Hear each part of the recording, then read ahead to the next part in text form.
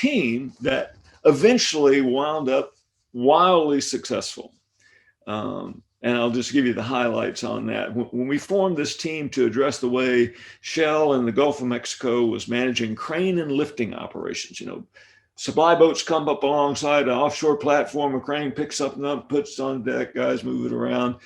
Shell was having somewhere around $10 million of losses every year because of incidents involving crane and lifting operations. So we put together this great team that had the person who was currently managing the crane workforce, the specialists, the crane operators, a global expert from Royal Dutch Shell in that subject matter, and several other people involved in operations. And I was kind of brought in as the safety guru for the team.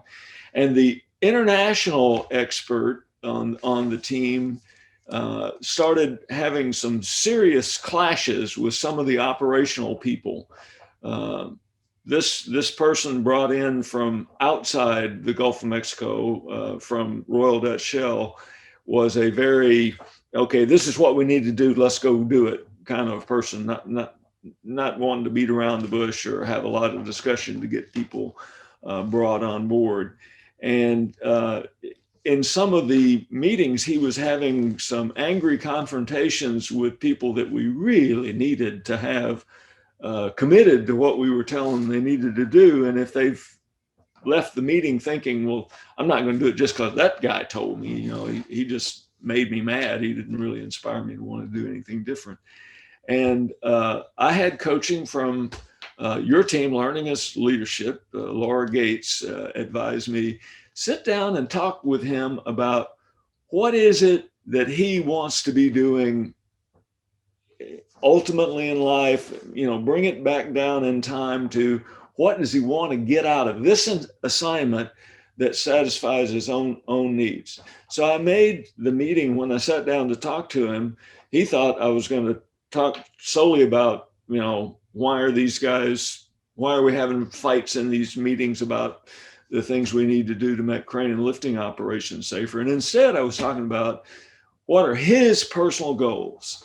And to cut a long story short, through discussing his personal goals, we were able to reach agreement on how he needed to behave in that particular assignment to serve his own personal goals, even though he didn't really want to be right there amongst those people. He didn't want to have to work with these people.